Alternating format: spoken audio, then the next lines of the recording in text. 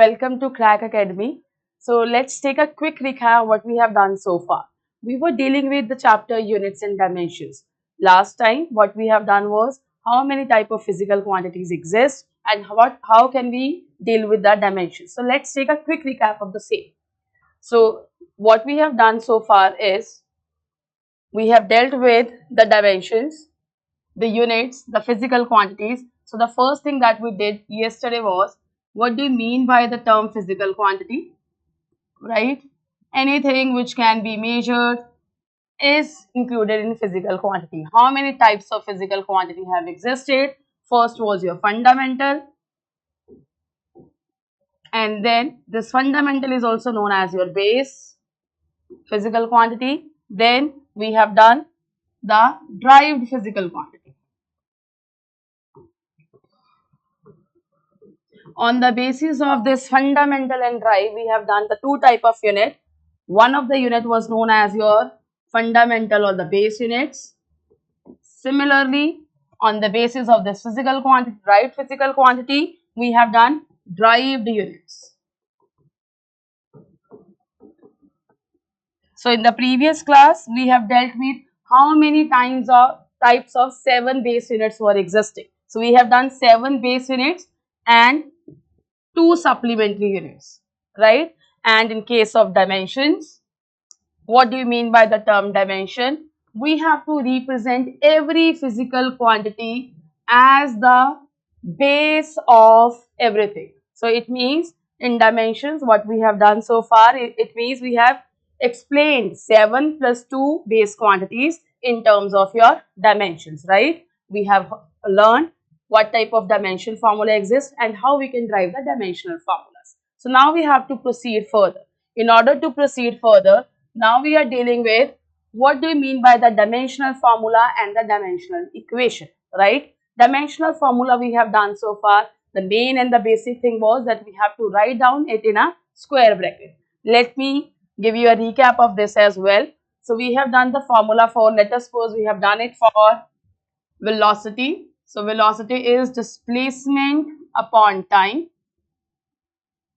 right? Displacement is represented in which base quantity? That was your length, and time is taken in t. So in order to write down the formula for velocity, what we have done so far is, there is no m present here, so I'll write m raised to the power 0. L is presented here as a raised to the power 1, and t, as it's written here in the denominator, I'll write down this in the numerator. So this will be m0, L1 and t minus 1. And the main condition to write down your dimensional formula was that we have to write down here it in a square bracket, right? So now we have to proceed with the dimensional formula and dimensional equation. There's nothing new in it. We are just doing the same thing. Now we have to represent it in the form of a equation. Now look here, I am representing the formula of velocity in terms of your dimension. So when I am comparing the physical quantity with the dimensional formula, that will become my dimensional equation. So let's have a look at the definition first, then we will deal with its mathematical expression. So when I am comparing the dimensions with the physical quantity, that will become my dimensional equation. Let's see how. So for example, the dimensional formula for volume is m0 L cube and t raised to the power 0. That we have done yesterday as well. Let's try to understand this. Volume, as I have to write down volume. So my formula is m0 L3 t raised to the power 0. Now I have to write down this dimensional formula in terms of your dimensional equation. So what I'll write, volume is represented by capital V. Now I am writing the physical quantity in terms of your square bracket. Similarly, I am writing down the dimension also in square bracket. So when I am comparing the dimensional formula with the physical quantity, this will become my dimensional equation. This is my dimensional equation. So what is dimensional equation consist of? It consists of your physical quantity. This is the physical quantity I am talking about. This is my physical quantity, and I'm comparing this physical quantity with the dimensional formula. So where is my dimensional formula now? This is my dimensional formula. So I'm comparing the dimensional formula. So whenever I am comparing the given physical quantity with the dimensional formula, that will become my dimensional equation. Now it can be clearly said in the form of a box. Now box has been represented with a yellow color. Similarly, I have written the dimensional equation also in a yellow color. So when I am comparing the two means the physical quantity with the dimensional formula, that will become my dimensional equation. I hope this concept is clear. Let's move further and learn it with the help of one more example, right?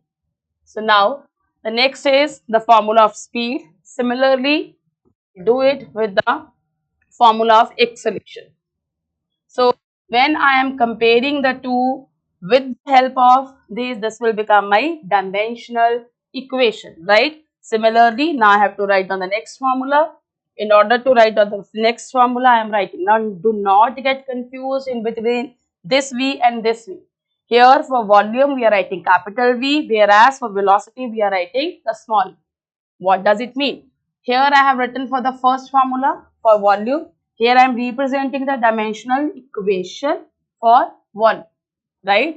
Here I have written the dimensional formula for velocity. Here I am writing down the equation for velocity. Which equation? Dimensional equation. Now let's try to represent the acceleration in terms of your dimensional equation.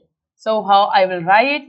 So I'll write comparing quantity with the dimensional formula will give you the dimensional equation. Now, what is the fun of doing this? Why we are comparing the formula with the physical quantity?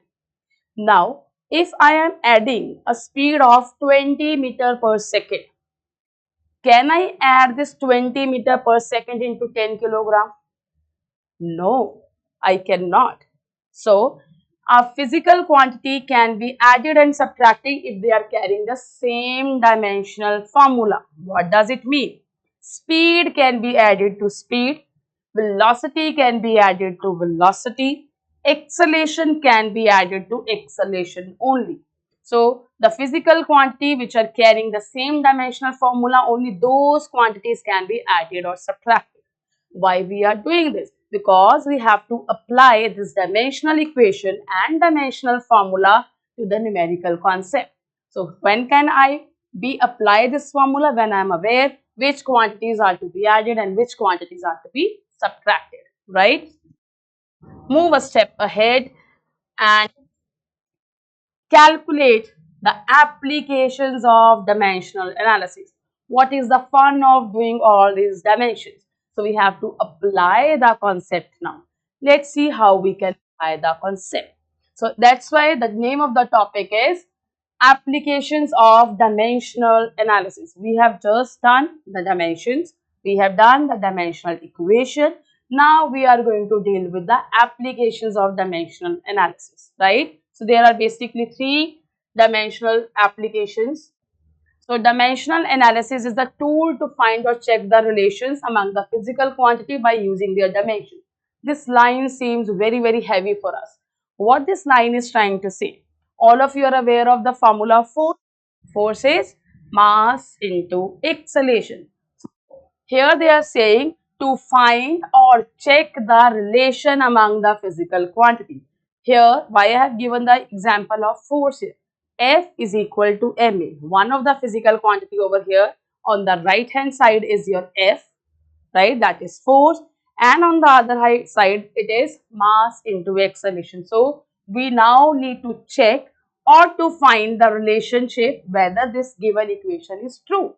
Whether we can derive the formula of force by the method of dimensions. Whether left hand side of the equation is equal to the right hand side of the equation or not. So, that's why we need here the applications of dimensional analysis, right? So when we have to do the applications of dimensional analysis, we have to keep few things in your mind that we can cancel identical units in the numerator and denominator. That we have done yesterday also. If L, capital L, that is length, is present in the numerator and in the denominator, we can cancel those two, right? Then similarly, physical quantities represented by symbols on both sides of the mathematical equation must have the same dimension. What does it mean? Let's take the example of the force formula once again. If they are trying to say the formula on one side, which formula I am talking about? I am talking about the physical quantity represented by the symbols. Which symbols I am talking here? Let me write down the same example that I have given you just now. F is equal to MA. So they are saying physical quantities represented by symbols. This is the physical quantity and its symbol on the both sides of the mathematical equation must carry the same dimensions. They are trying saying if this side of the dimensional formula should be equivalent to the this side of dimensional formula. It means dimensions of left side of the equation should be equivalent to the dimensions on the right side of the equation. Only then this particular given equation is true. If left side dimensional formula is not equal to the right hand side, then the equation is not dimensionally correct, right? We will try to understand with the help of example also. So there are three main applications of dimensional analysis. The first one, now I have given you three things. One is only same quantities can be added or subtracted. It means which are carrying the same dimensional formula can be added or subtracted, right? It means if I have to add, it means length can be added to length. If I am adding length to length, the answer will be length itself. It will not become twice of length.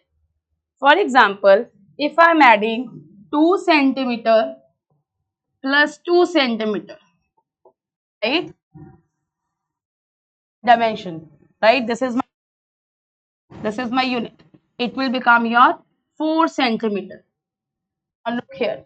Physical quantity, it means length will remain length only. I am adding here length to length and the answer will be length itself. I am not talking about the numerical coefficient. I am talking about the length. Length add करेंगे तो length ही आएगा. Similarly, if I am going to add mass into mass, then I will get mass itself, right? If I am going to add time in time, I will get time only. Only those physical quantities can be added or subtracted which are carrying the same dimensions, right? Length is added to length. My answer is coming as length, not centimeter square. Centimeter added to centimeter, I will get centimeter only. Similarly, kg added to kg, my physical quantity will remain mass, that is kg itself. Is this clear? So now these are the three main applications that we have to do. First is to check the dimensional consistency of equation. Very heavy word, dimensional consistency of the equation. In simple word, what we can say, dimensions of left side of the equation should be equivalent to the right hand side of the equation, right? So this word seems to be very heavy, so it's very easy, right? That to check the dimensional consistency of equation. It means dimensions of the left hand side of the equation should be equivalent to the dimensions on the right hand side of the equation. Similarly, the second application over here is to convert units in one system into system. We have been doing this thing in the junior classes also, 6, 7 on. We have been converting kilometer per second into meter per second, right? So we have to do the same thing but in terms of your dimension. So this is also not new, but we have to do it with some another way. So as I used to say, rishta wahi soch nahi. So we have to convert one system of unit into another but by the method of dimensions, right? And the third and the last equation application is to derive the physical relation between the quantities. Let us suppose a equation is given to you that we have to derive the formula. One of the physical quantity will be given to you. On the basis of those assumptions, right? On the basis of those assumptions, you will be calculating the formula. For example, I am taking very simple formula for consideration in every example because this formula you have heard it multiple times. So if I have to derive the relation between the physical quantity, I am taking example of force once again. So relation we need to find between the physical quantity. It means the physical quantity F will be given to you. Now it is written on certain reasonable assumption. It will be given to you in the equation. So F, it will be given in the equation that F is directly proportional and it is directly proportional to A. Calculate the formula by methods of dimension. Again, we are aware of certain formulas, but we will derive it with the help of dimensional analysis, right? So let's see how we have to proceed. We will do everything step by step. We will deal with first application first, then the second, then we will move on to the third one. So we'll do the numerical concept of first equation, first application, then for the second, then for the third. Let's move on to the first application. So if I am aware of the dimensional formula, everything is going to be very, very easy for me, right? So the first application over here is checking the dimensional consistency. I'll try to say the left hand side of the equation should be equivalent, the dimensions of left hand side of the equation should be equivalent to the dimensions on the right hand side of the equation. Let's do it with the help of an example, right? Okay, so here we have to apply the principle of homogeneity that I have just explained to you, that the magnitude of physical quantities may be added or subtracted from one another only if have the same dimensions. So I have told you in the simple words, they are saying only those physical quantities can be added or subtracted if they have the same dimension. So I have said the same thing in the simpler word. Only those physical quantities can be added which are carrying the same dimension. It means length can be added to length, mass can be added to mass, acceleration can be added to acceleration. There is no other way up. We cannot add acceleration into force. We cannot add kilogram into meter per second. We cannot add those to physical quantities. So we have to add only those physical quantity which are carrying the same dimension. So this is the principle of homogeneity. So it's very clear from its name itself. Homo means same, right? So this is the principle of homogeneity. Only those quantities, again I am emphasizing on it, only those physical quantities can be added if they are carrying the same dimensions, right? I hope this principle of homogeneity is clear to you, but still we will keep on applying this principle again and again. That will give you a revision also. Okay, let's apply. So the first question over here is to check the dimensional consistency of this equation. Have you ever seen this equation? Yes, this is second equation of motion, laws of motion. There are three equations, so this is second equation of motion. Though we usually write v square minus u square is equal to 2as, but here we are using v square is equal to u square plus 2as. Let's try to find out the dimensional formula for all these three. So what is v here representing you? Yes, that's velocity. What is u here representing you? Again, that is initial velocity. What is a in the formula? Acceleration. What is s? The displacement, right? So yesterday we have also done few things related with dimensional constant, dimensionless constant. So we have to apply the same thing over here as well. So if we are aware of the dimensional formula for velocity, dimensional formula for acceleration, then it's very easy for me to do. Let me give you a hint of the same. So these are the dimensional formula for velocity and acceleration and displacement. So there's nothing different, we are doing it here, we have done it so far, we are doing it again. So if you are not able to recall the concept, let me give you a quick revision how we are calculating the dimensions, right? So velocity, whether it's initial velocity or final velocity, the velocity will remain velocity, right? So velocity, the formula for velocity is displacement upon time out of the 7 base quantities: mass, length, time. We can calculate displacement in L and time in T, right? So the formula for dimensional formula for velocity is m0, L1 and T minus 1, right?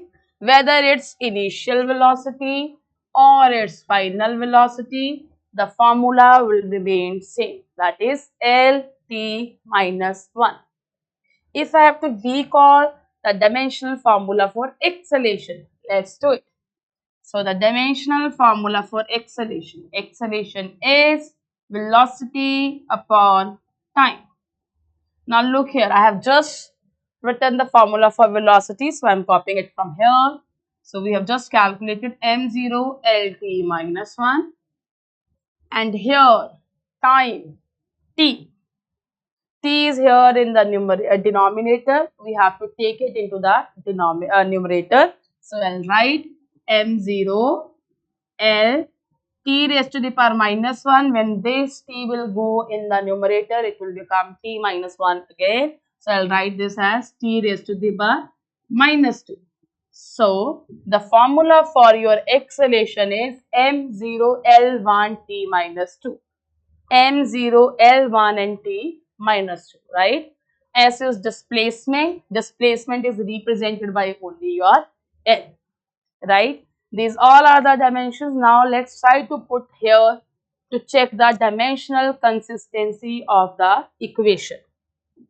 Now I'll start with the left hand side of the equation. Here in left hand side of the equation, I have v square. It means I have to do the square of the dimensional formula of velocity. So the dimensional formula of velocity is m0 L1 t minus 1, and I have to do square of it, right?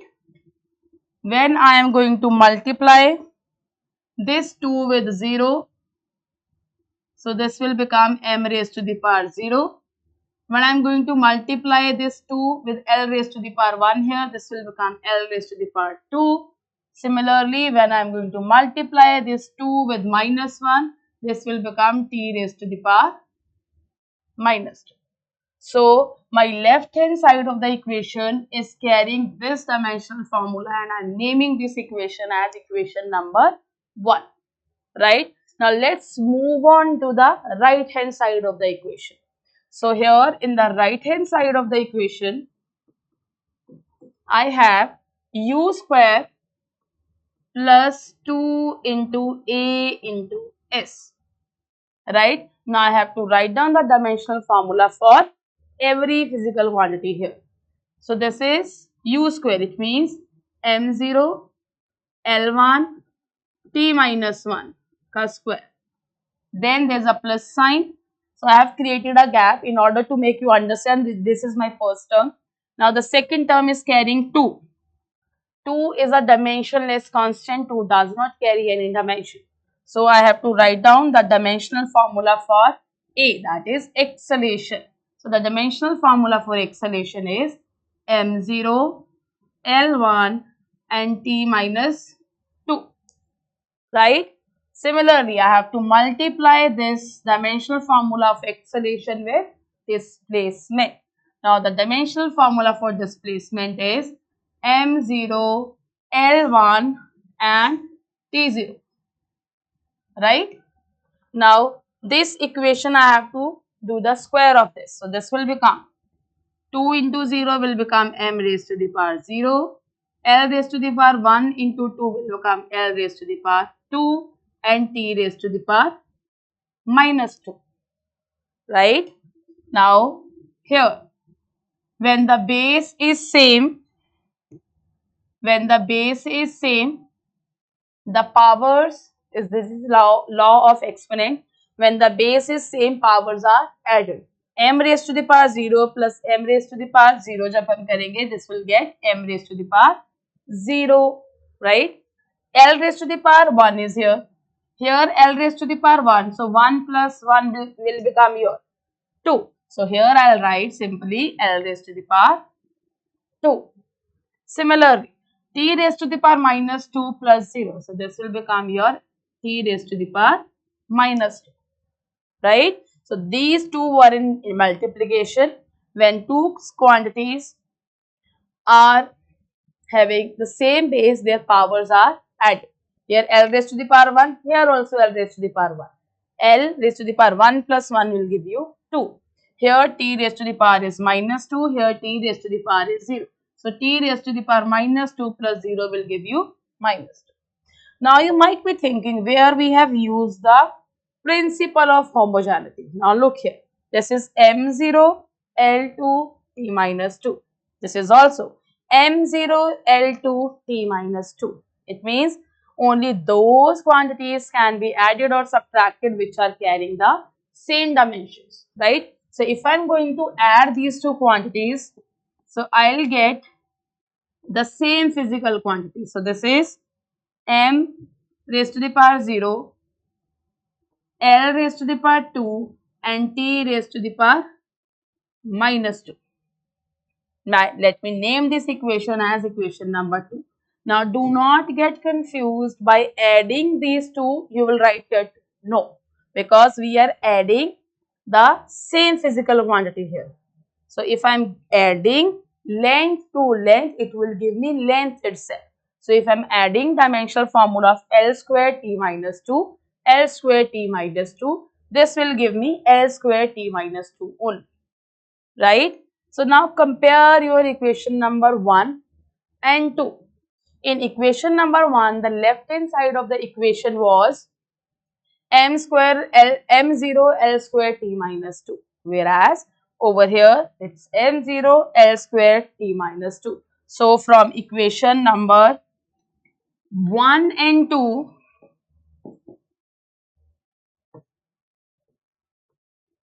it is clear that this given equation is dimensionally correct. From 1 and 2, it is clear that the given equation is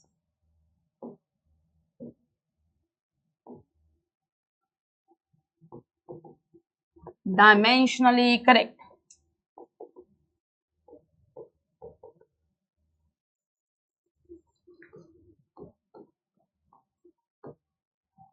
Right? So the equation, in the question they were asking to check the dimensional consistency of the equation. So we have proved from equation number 1 as left hand side, dimensions of left hand side of the equation is equal to the dimensions of the right hand side of the equation. Hence this equation is dimensionally correct. It's not incorrect, it's dimensionally correct. Right? Let's do one more example on the basis of this. Right? So I'll take the equation of motion once again, right? So now you will do the similar type of equation I am providing you. So now let's check the dimensional consistency of the equation. S is equal to ut plus half at square, where the letters are carrying their usual meaning. What is the meaning of this line? It means S is representing u, the displacement. DISP dot means displacement.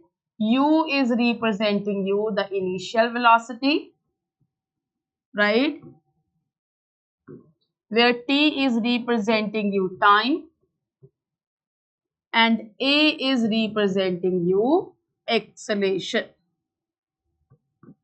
So that will be easy for you to recall. Again, I'll start from the left hand side of the equation. Then I'll prove whether it is equal to the right hand side of the equation or not. So I'm using those equations that we have done so far, right? So S, left hand side of the equation, I'm starting left hand side. So that is S, that is displacement. So the dimensional formula for this is m0 L1 t raised to the power 0, and I'll name this as equation number 1. Now let's do the right hand side of the equation. So the right hand side of the equation is, that is ut plus half at square, right? I'll start writing the formula under this. The dimensional formula for velocity is m0 L1 and t minus 1. The dimensional formula for t is time, so I'll write simply like t. Then plus, I'm not supposed to write anything for half because half is a dimensionless constant. Then acceleration. The dimensional formula for acceleration is LT minus 2, m0 L1 t minus 2. Similarly, t square, t raised to the power 2. Now, I need to solve these two. There is no m present over here. So, m raised to the power 0 will remain as it is. There is no L present over here. So, L raised to the power 1 because it's 1 here. T raised to the power here is minus 1 and plus 1. Minus 1 plus 1 will give you 0, right? So, here m0 L1 and t raised to the power minus 2 plus 2. Now, look here. You can easily judge. T raised to the power minus 1 plus 1 will give you 0. m0 L1 T0, and here over this side also M0 L1 and T0, right? Now again applying the principle of homogeneity. Those physical quantities can be added or subtracted which are carrying the same dimension. So this is carrying only L, that is length. This is also carrying length. So when I am adding these two dimensional formula, so what will be my answer for this? I am making a line here. So this will be m0 L1 and t raised to the power 0. So this is my answer for right hand side of the equation. So is right hand side of the equation is matching with your left hand side of the equation? Look here, the equation number 1, m0 L1 t0, and on the right hand side of the equation again m0 L1 and t0. So from equation number 1 and 2, equation is dimensionally correct. Dimensionally correct, right? So we have used our simple equations of motion. Here I have used the second equation of motion. Earlier we have done the third equation of motion, right? If you are aware of the dimensional formula, then this application is very easy. All you have to do is you have to put the dimensional formula into the given equation. If left hand side is equal to the right hand side of the equation, then the dimensionally consistency of the equation is checked, or I can say the equation is dimensionally correct, right? Let's try to understand that with the help of one more example. Right, now I have to check the dimensional consistency of half mv square is equal to mgh. Again we will check whether this equation is dimensionally correct or not. Again starting from the left hand side of the equation, then moving to the right hand side of the equation. So let's try to solve out. So here the left hand side of the equation is, that is half mv square. Half is a dimensionless constant. So I am not writing its dimensions. So for m, the dimensional formula is m L0 and T0. M is mass, V is velocity, half mv square. The formula of kinetic energy. Yes, you are right. M will remain M. It is not carrying any L or T. So L raised to the power 0 and T raised to the power 0. Now moving on to V. V is my velocity. So velocity square. So this is M0 L1 T minus 1 square. Let me solve the left hand side of the equation. That is m raised to the power 1, here m raised to the power 0, 1 plus 0 will give you 1 only. So, I will be writing this as m raised to the power 1. Now, L raised to the power 0 this side and L raised to the power 2 that side. So, L raised to the power 2. Why I am writing here 2? Because this equation is carrying a square, right? So, here t raised to the power 0, there t raised to the power is minus 2. So, I will writing here t raised to the power minus 2. This is my equation number 1. So, naming left hand side of the equation as equation number 1. Moving on to the right hand side of the equation, right hand side. So, right hand side of the equation says m into g into h. What is m here? So, for your convenience, I am writing it here.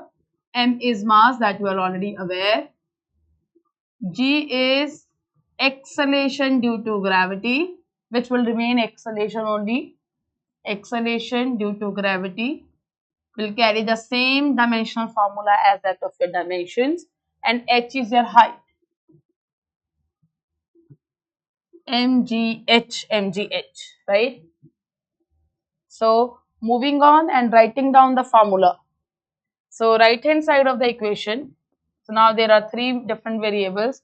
M, it means M1, L0, T0. Moving on to G, G is acceleration, so I will be writing that as M0, L, T minus 2. H is height, it means length, M0, L1, T0. Adding the powers of the same same base, m raised to the power here is 1, there it is 0, there it is 0, and there it is again 0. L raised to the power here it is 0, here it is 1, and here it is 1. Here t raised to the power is 0, here it is minus 2, here it is 0. So again, m raised to the power 1, L raised to the power 2, and t raised to the power is minus 2. Now this is my equation number 2. Now look here. M1, M1, L2, L2, t raised to the power minus 2 and t raised to the power minus 2. This equation is also dimensionally correct. Are you able to recall what is this formula of half mv square? This is formula of your kinetic energy. What is m into g into h? That is potential energy at a certain height. So basically both are the formulas of energy. So here I am carrying the dimensions of energy only on the left hand side of the equation also and on the right hand side of the equation. So this is all about my first application of dimensional analysis, where we were checking the dimensional consistency of the equation. What do you mean by the dimensional consistency? That is, left hand side of dimensions of left hand side of the equation should be equivalent to the dimensions of the right hand side of the equation. If both side dimensions are correct, then your equation, the given equation, is dimensionally correct.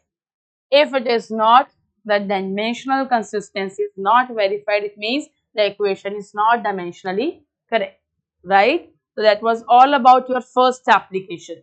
Now jumping on to the second application of dimensional analysis. Okay, I have told you earlier also, you have been dealing with this application earlier, that is conversion of one system into another system. As I gave you example that we have been converting kilometer per hour into meter per second or kilometer per second into meter per second.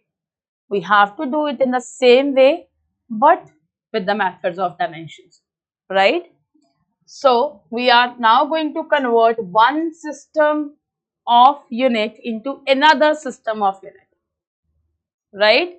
So units are derived from the dimensions, and the dimensions are derived from the actual formulas of physical quantity that we are already aware. So if the dimensions are known for a physical quantity, it's easy to express that in terms of any system of unit. Now let us try to understand this slide. I am giving you a simple example of, if I have to convert 1 meter into centimeter, how I will be writing? I will be writing that is equal to 100 centimeter. Now this is my unit,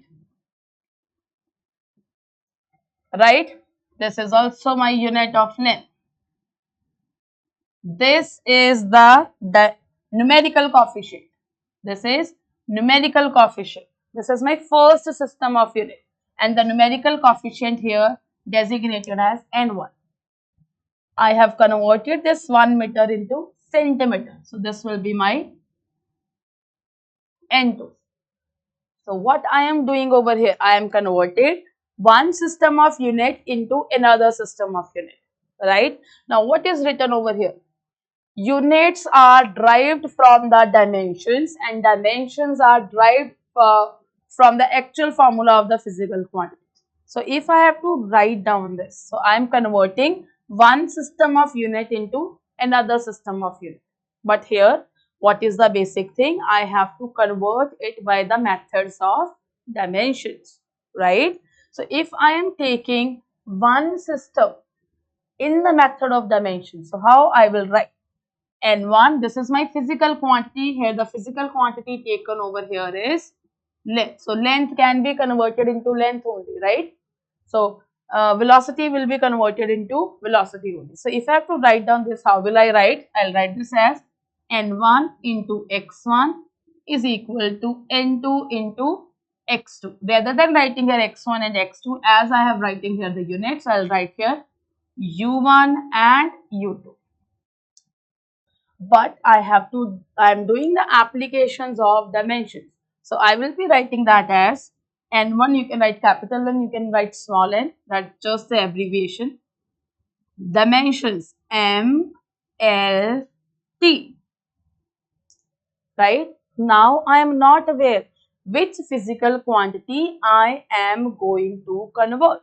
So I'll be writing here M raised to the power A, L raised to the power B, and T raised to the power is C. Now, length is converted into length.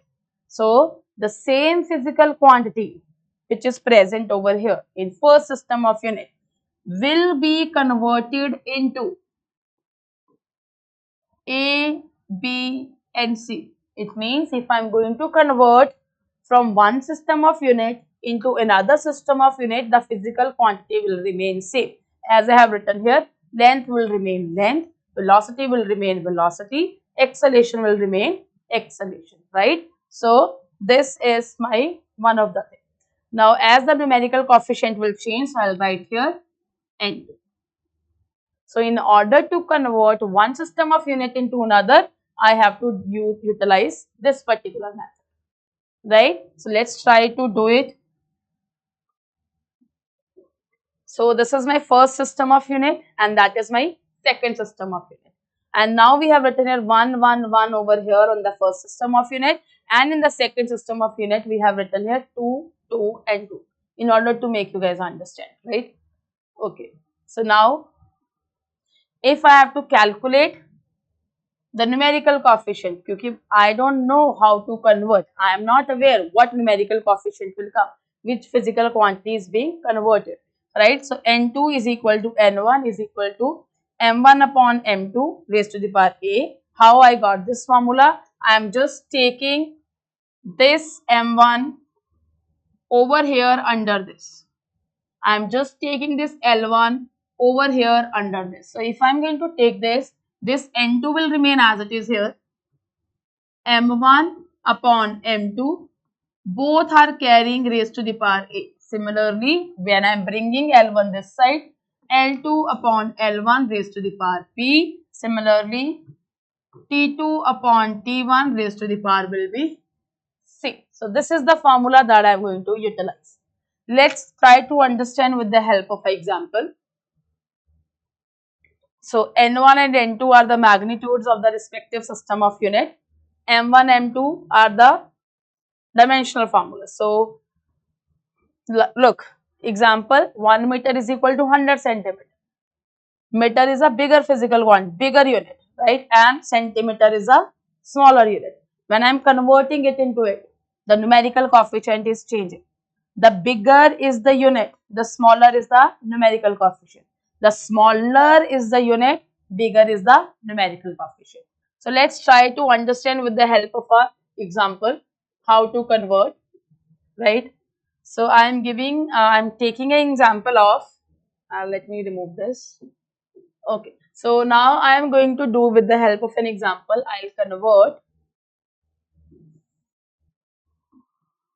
I'll not convert kilometer into kilometer per hour into meter per second. I will be taking some other example. So, convert, this is the question, right? 1 Newton into CGS, system of unit.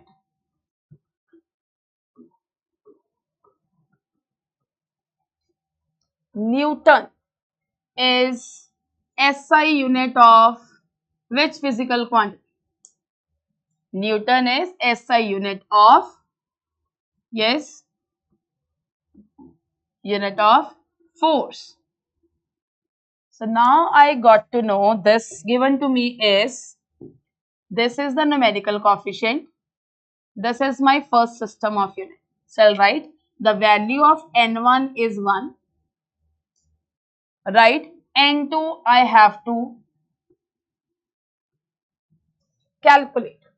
The first system of unit given to me is SI. The second system of unit given to me is CGS. What does it mean? It means M1, L1 and T1.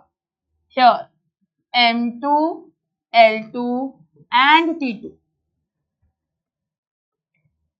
Right? SI system of unit, which is my MKS system of unit. MKS means meter, kilogram and second. Right? Meter means length will be taken in meter. K means kg. This is in kg and time is taken in second.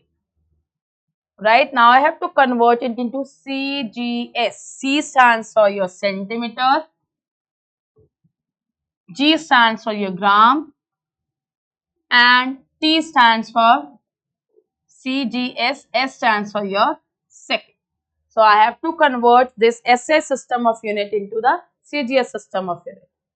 I have got the value of N1, right, M1, L1, T1 and N2, L2, T2. Now, what I am left with? The value of A, B and C. How will I get the value of A, B and C now here? Newton force, right? So, the dimensional formula for force is M, mass into acceleration, MLT minus 2. So, the value of A, B and C is M raised to the power is A, that is 1. L raised to the power is B, that is 1. And C is T raised to the power, so this will be minus 2. So, what formula I have to apply? N2 is equal to N1, M1 upon M2 raised to the power A, L1 upon L2 raised to the power B, and T1 upon T2 raised to the power C, right? Let me put all the values here. N1 is 1, M1 is 1 kg, M2 is 1 gram raised to the power A is 1, L1 is in meter, L2 is in centimeter raised to the power is 1, T1 is in second, this is also in second raised to the power is minus 2. So, now I have just written all the values. I have put all the values here. Now I have to convert first system of unit into the second system of unit. The first system of unit is kilogram. I have to convert this kilogram into gram. So my next step will be N2, N1, 1 will remain as it is. Now if I am converting 1 kilogram into gram, that will give you 1000 raised to the power 1. Do not get confused, gram, we cannot cancel here. Meter is converted into centimeter. So 1 meter is equal to 100 centimeter and the raised to the power is 1 here. Second will remain second, 1 will remain 1, there is nothing to do here, right? So this is N2, 1, 1, 2, 3, 10 raised to the power 3. Here 100 means 10 raised to the power 2. So it means N2 is 10 raised to the power 5. What will be the units? That is gram centimeter per second square. And when I am converting SI system of unit into CGS system of unit, so the CGS unit of your force is known as your dyne. Gram centimeter per second square. Correction here. So N2 is 10 raised to the power 5 dyne. So by this method, I have converted 1 Newton, that was my first system of unit, into another system of unit, that is 10 raised to the power 5 dyne. So conversion of one system of unit into another system of unit, right? Let's move ahead with one more example.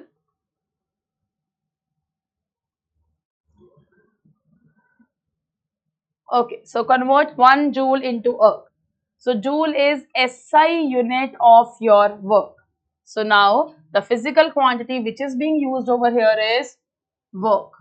The dimensional formula for work is M, that is force into displacement, ml2t minus 2, right?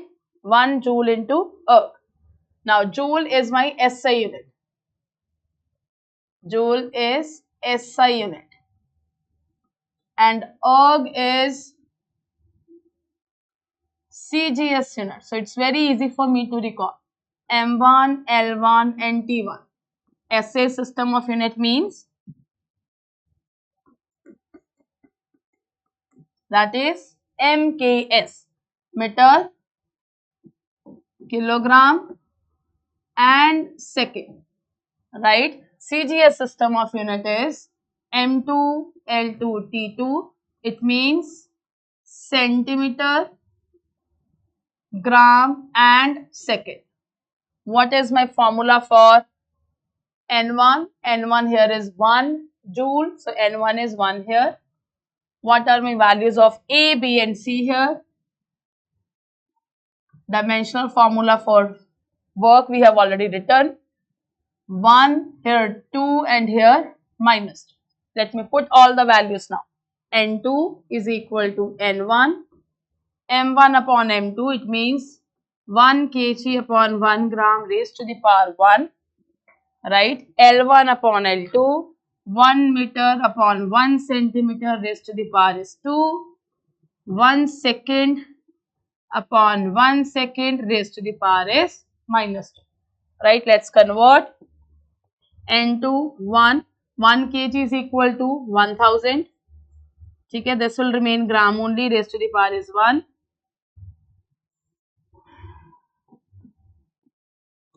1 meter is equal to 100 centimeter, raised to the power is 2. Second will remain second. Time is good. It's always 1, right? So N2 1, 1000. 1000 means 10 raised to the power 3. Now 100 square. It means 100 into 100. 1, 2, 3, 4. So this is 10 raised to the power 4. So this is equal to 10 raised to the power 7. We have written here 1 joule into erg. So I am writing here erg. So 1 joule has been converted into erg. So this is first system of unit has been converted into the second system of unit, right? SI system into the CGS system of unit, right? These are the two applications. In the first application, what we did was checking the dimensional consistency of the equation. Here in the second equation, second application, what we have done, we have converted one system of unit into the another system of unit. So now let's moving on to the third and the last application. So third application says deducing the relation of the physical quantity. So it means the physical quantity will be given to you and the depending factors, right? So there's just one example we can understand with the help of an example only. So this is the example that a simple pendulum having a bob attached to the string. It means here I'm talking about this is a string and a pendulum. A bob is attached to it. So it is oscillating.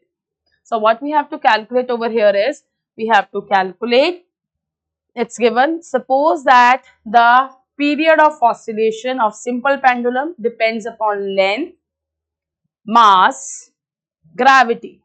Derive the expression of its time period using the methods of dimension. Okay? So it means time period is depending upon few physical quantities.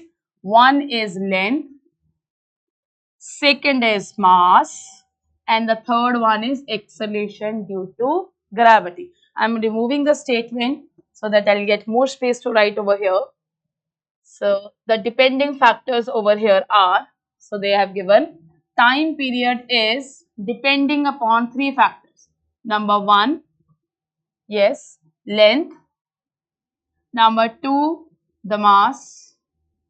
Number three, what was the number three? Acceleration due to gravity.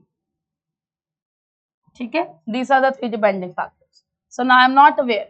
I have to derive the formula for time period. T is equal to what is the formula? I am not aware whether L raised to the power is 2. I am not aware whether mass is present in the equation or not. I am not aware whether G raised to the power is 2, 3, under the root. I am not aware.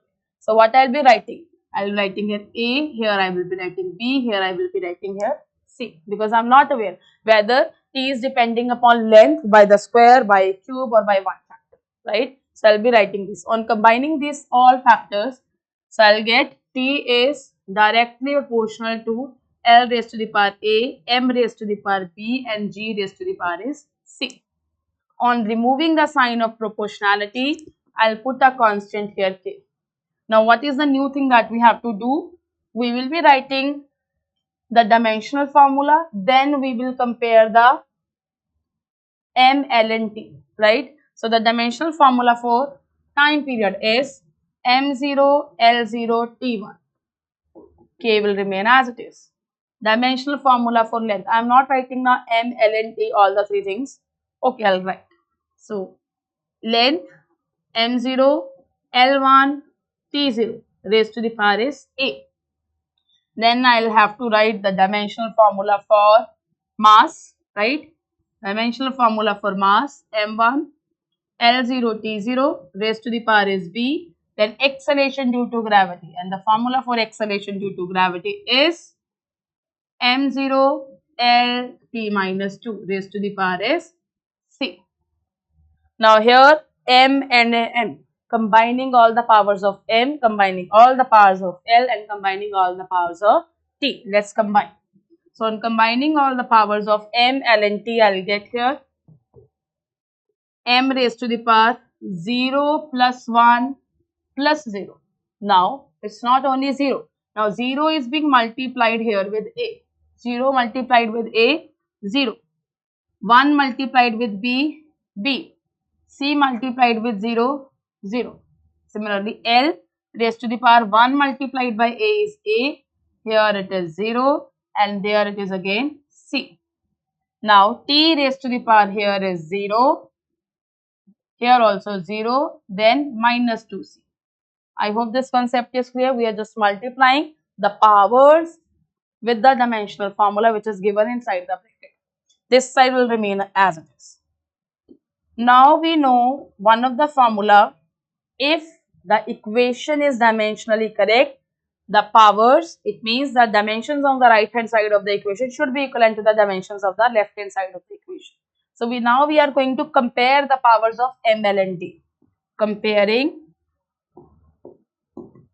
the powers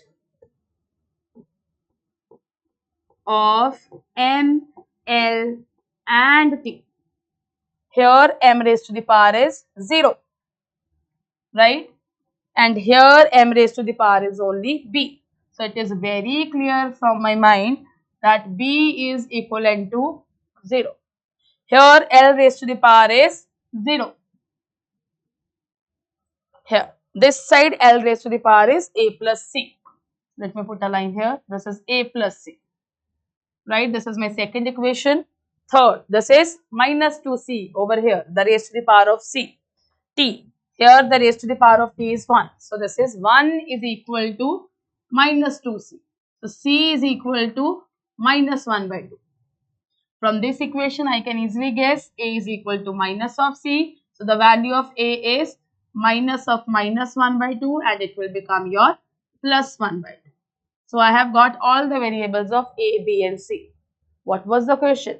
Derive the formula for time period of simple pendulum. So now I'll put all the values of A, B and C in this equation. Let me name this as equation number 1. So if I'm going to put the values over here, so my formula for time period will become T. If you know the value of K, it's okay. If you are not aware the value of K, you can keep K as it is. L raised to the power A. L raised to the power A is 1 by 2.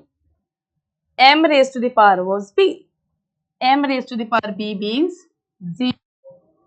Then G raised to the power is C. G raised to the power C means G raised to the power minus 1 by 2. Anything raised to the power 0 is 1. So T is equal to K, L raised to the power 1 by 2 and G raised to the power is minus 1 by 2. I am writing down here in the denominator. So it will become G raised to the power is 1 by 2. What is 1 by 2 now? Under the root. So I can simply write this formula as under the root of L by G. So this is my derivation of formula by the method of dimensions. So what we have to do in the third application over here is, I will be writing the given physical quantity and the depending quantities raised to the power A, B and C. Combining all the factors, then I'll put all the dimensions formula. Comparing the powers of M, L and T, you will get 3 equations here. From the 3 equation, you will get the value of A, B and C and you will put here in the formula, right? If you are aware of the this K constant, you can put. If you are not aware, you can keep it like this. So the value of K over here is, as this is very common formula, so this is K is 1 upon 2 pi root L by G. So if you are aware of the value of K, you can put, otherwise K is more than enough if you are writing, right? So these are the 3 applications of dimensional analysis. In first of the application, let's get a quick recap.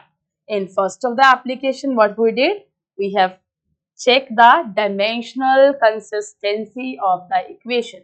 What does it mean? Dimensions on the left hand side of the equation should be equivalent to the right hand side of the equation. So the equation is dimensionally correct, right? What we did in the second application, we have converted one system of unit into the another system of unit, right? So in the third application, what we did, we are deriving the formula of the physical quantity by the methods of dimension, right? By putting all the dimensional formula, we will get our result. So here we have derived the formula of time period and the depending quantities were given to you. I hope this third application is also clear to you, right? So this is just one example that I gave, right? So that's all for today, right? You have to revise and do the multiplications on the basis of this. I will also be sharing few questions with you and you have to do the self practice of this question, right? Till then, take care. Bye.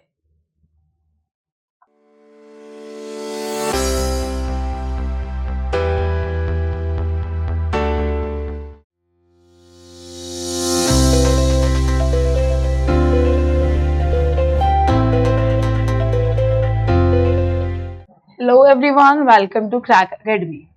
So what we have been dealing so far was related with your units and dimensions, right? Then in unit and dimensions we have done what are the units, what are the physical quantity, how many types of physical quantities existing, right? We have also dealt with dimensions and its applications. So today we have to deal with one more topic, which is also the topic that you have already done. You have dealt already, but we have to do now that particular topic in your physics terms. So when I am going to tell you that you need to calculate the length of the pen, what you will do, you will take a scale, you will uh, keep a scale over here and you will measure the length of the pen. When I am telling you the length of the pen measured by a particular instrument or the apparatus is given to you as, let us suppose, 11.52 centimeter. But when you are calculating it means 11.52, which is measured by one of the operators, which is the exact value. So that value 11.52 is known as your true value here. When you are calculating the value, you are calculating it as 11.4. One of the students have calculated 11.4, whereas another student have calculated it as 11.47, or he or she has calculated 11.50. Three calculations we have taken.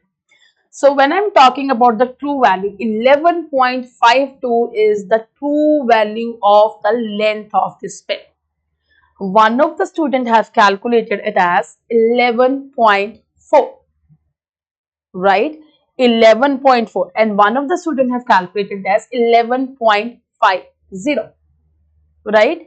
When I am talking about the true value, so I have to see out of these two readings that you have taken, which one is more accurate and which one is more precise. So now here I am talking about the three different terms.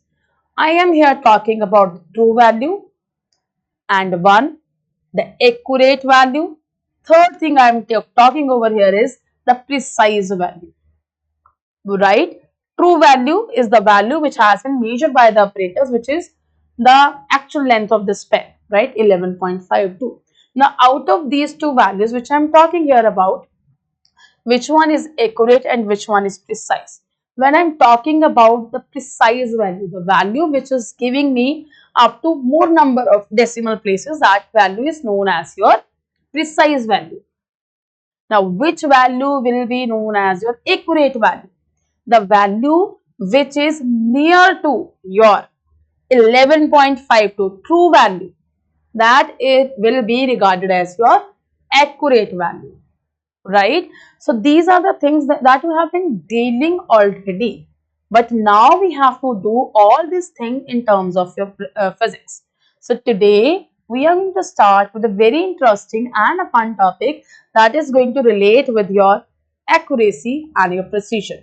Precision means bullseye. Let's see how we are going to deal over here. So when we are talking here about the topic, that it is accuracy, precision of instrument and errors in the measurement. It means when we are taking the length of the pen or length of any other thing.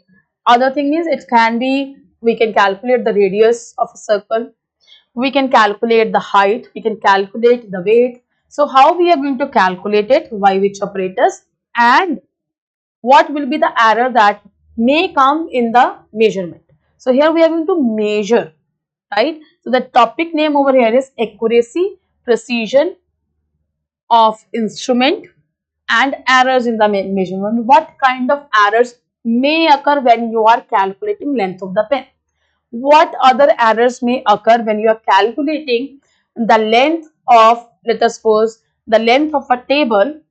What errors might have come in your way, right? So we will be dealing with the errors here.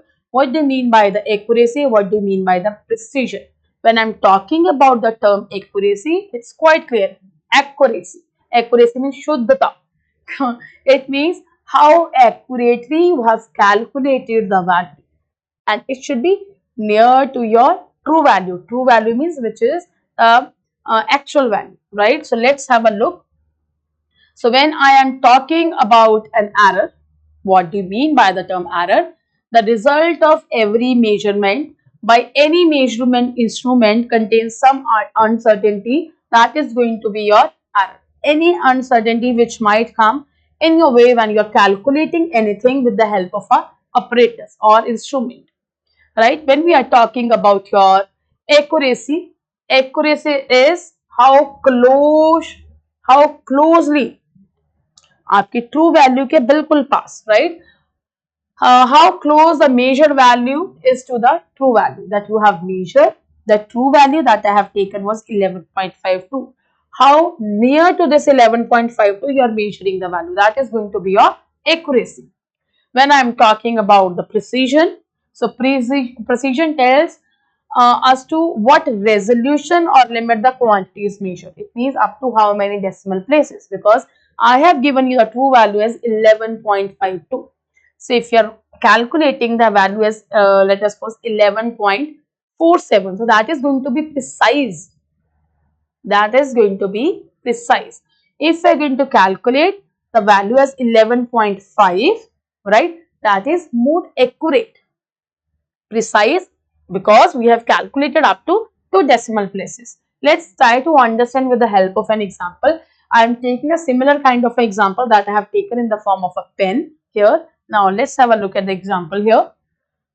Okay, so example we are here taking the true value of a certain length, any length as I have taken in the form of a pen. Here we are taking 2.874.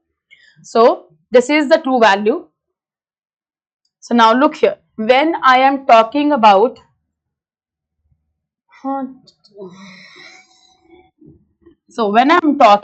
the measuring instrument, the instrument has a resolution of 0.1 centimeter. Now what is the meaning of this resolution? You all have seen scale. When I talk about a scale, so this is 0, this is 1, this is 2. So this is 1, 2, 3, 4, 5, 6, 7, 8, 9, and this is the 10. When I am talking about resolution, what is the minimum value that a scale can measure? So it can measure up to this. So this is value is 0.1 and next is 0.2. So the resolution of the scale, the minimum value that the scale can measure is 0.1, right? So in an experiment using a measuring instrument of resolution, resolution means the minimum value, the least count of the apparatus, the minimum value that the apparatus can measure. So measured value is found to be 2.7 centimeter.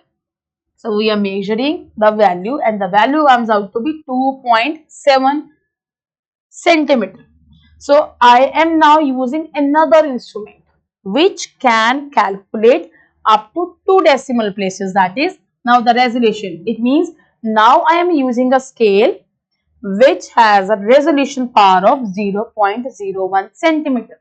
It means other than this scale I am using a different scale here and the value comes out to be 2.69. Right, now the value which is near to the true value is known as your accurate value. The value which is up to more number of decimal places will be known as your precise. So out of these two values, it means 2.7 and 2.69. 2.7 and 2.69.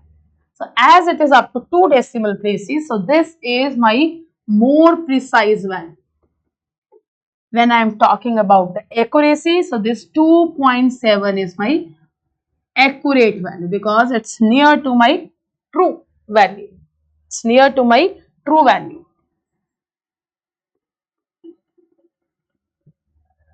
Right? So we need to understand the concept in between the two.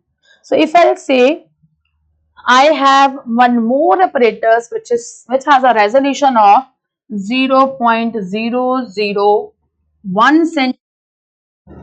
So my value comes out to be 2.2. So out of these two readings, which one will be more precise? So this reading will be regarded as your more precise reading. Precise and accuracy both has a difference. So when I am talking about the accurate value, it is the value which is near to the true value. True value means the actual thing that you have already measured. True value, near to the true value. When I am talking about the precise, I have to look for the resolution up to how many number of decimal places. Here we are calculating up to 2. Here we are calculating up to 3. So up to 3 decimal places. This is more precise, right? Now we will deal what kind of errors can be. So when we are talking about errors, there can be two types of error. Now you need to keep this thing in your mind. And questions are very less on these errors. We basically have to deal with the arithmetical operations of error. These are just the general introduction about the errors. So when I'm talking about the error, the first error which comes in your way is your systematic error. System में error है. Systematic error means it can be either in the direction, it can be either totally positive, it can be either totally negative, right? In class 11 you will be dealing with few experiments. There we are going to use two different type of scales, right? Same as your number line, sometimes 0 hai, central line is 0. Whatever the error we are talking, system mein error hai, instrument mein error hai, it can be either entirely positive or it can be either entirely negative, right? Sometimes if you have two scales, if 0, both the scale is not coinciding, we can say the system or the apparatus is containing an error. If it is over this side, then the error is said to be positive. If it is this side, then the error is said to be negative. So it can be either way. It can be positive, it can be negative, right? What are the different errors? Sources of this systematic error? These are the instrumental error. It means the calibration of the apparatus has not been done. Maybe manufacturing is defective. So the systematic error is basically your instrumental error. That is because of the imperfect design. That is because of the calibration of the measuring instrument. It means the calibration has not been done. When we are joining the jaws of any apparatus, let us suppose there is apparatus that we are holding into the jaws of the apparatus. When we are holding it in the jaws of the apparatus, the two jaws are imperfect. It means they are not in the appropriate shape. So imperfect design and the calibration that has not been done, right? So this is one of the error. When we are talking about the imperfection in experiment, technique or procedure, what does it mean? When you are reading the apparatus and the personal error, let me give you example. Okay, so might be when you are calculating the length, right? Length of any other thing, might be you are calculating it from a certain distance and you are not able to recall whether it is 4.5 or it is 4.6. So you have, by mistake, as the distance is more, you are not able to recalculate the value in an appropriate way. So the value was 4.6, but by mistake you have written it as 4.5. So this can be one of the error, which is also known as over here the personal error. When we are talking about, now this is the best example that can be given, imperfection in experiment, technique or procedure. Let us suppose you are calculating the temperature of a human body. Thermometer placed under the armpit will give a temperature lower than the actual value of the body temperature. So it means the performance, when you are performing the experiment, it means when you are calculating the length, the error is done by you. It means you are placing the instrument in a wrong way. Here the instrument has been placed in a wrong way. So that's why the actual temperature of the body was something else. But as because you have placed it under the armpit, you are not getting the exact value, the temperature of the body, right? When we are talking about the personal errors, it can be you don't know how to hold the apparatus. You don't know how to read the apparatus, the values, how to read.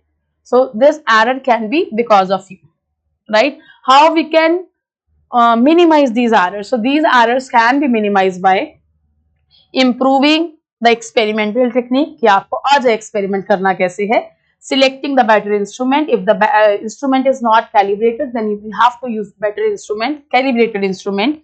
Removing personal biasness as far as possible.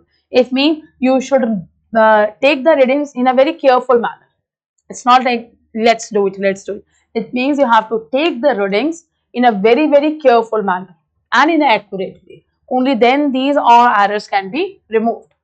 Okay, so when we are talking about the random errors are the error which occur irregularly. Okay?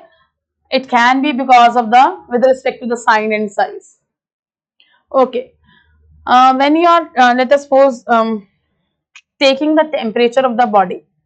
Let us suppose the standard temperature and the pressure that we talk in chemistry, STP.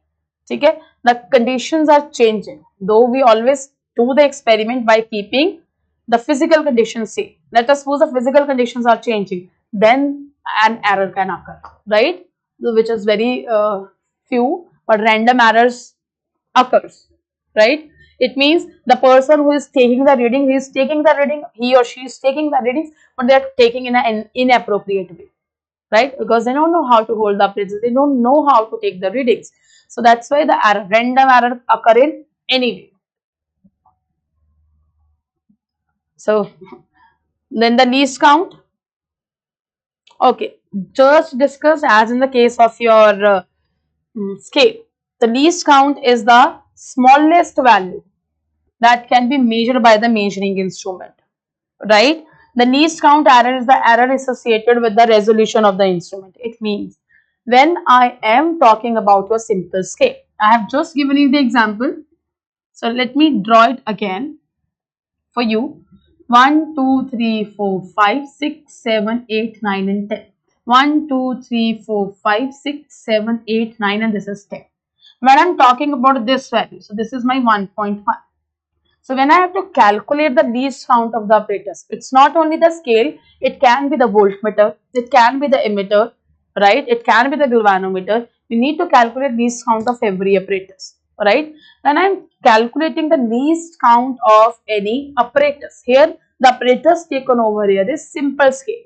Why I'm using simple scale? Because this scale you have been using since your class 1, grade 1, right? So that's why I'm taking the example of your simple scale.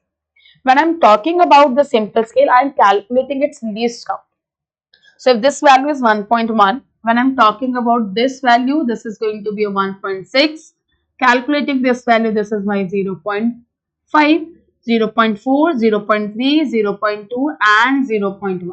So the least count which your simple scale can measure is 0.1. Now how to calculate it in for the apparatus other than your scale? Then you have to focus on these first 10 divisions. So this is, I am taking again the example of your simple scale because it's very easy for me and you also to take imagination of a scale in your mind. So when I am talking about this, yahan se yahan tak we have 10 divisions. So these 10 divisions are equal to how much? 1 centimeter. So one division is measuring how much? 1 by 10. It means 0.1 centimeter. So the least count, the least count of this apparatus, okay, I can't, let me draw it again. 1, 2, 3, 4, 5, 6, 7, 8, 9 and this is 10. So these are my 10 divisions. So 10 division is equal to 1 centimeter and 1 division is equal to 1 by 10 centimeters. So that is going to be 0.1 centimeter. So the least count of your simple scale is 0.1 centimeter. Okay? All you have to see is you have to look at your divisions. So I have calculated with the help of this. I can have calculated with the help of a complete scale also, but that's easy for me to calibrate and imagine in my mind. So first 10 lines divisions are equal to your 1 centimeter. So 10 division is equal to 10 is written under this 1 by 10, that is going to be your 0.1 centimeter. Right? So this is how you calculate the least count of any apparatus. So you will be dealing with 2-3 apparatus in your practicals. So those two are your vernier caliper and your spherometer. There is one more apparatus which will come in your way is your screw gauge. So if I am talking about a comparison between your simple scale and vernier caliper. Vernier caliper is one of the scale. That's also a scale. With that scale, we can calculate the diameter of the spherical body, the length, breadth and height of a rectangular block, and we can calculate the volume of a beaker also. So this is the apparatus by which we can calculate the diameter.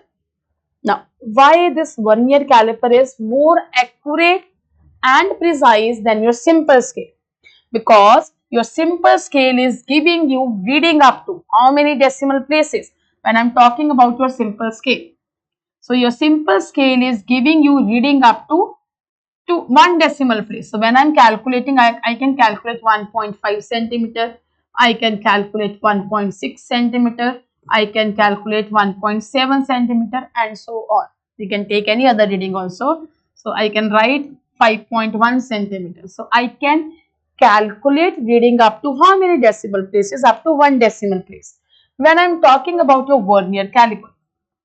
So this vernier caliper is giving you reading up to how many decimal places? It is giving you reading up to 2 decimal places. It means the length, the breadth, the height, the diameter. Let us suppose this is just a reading 2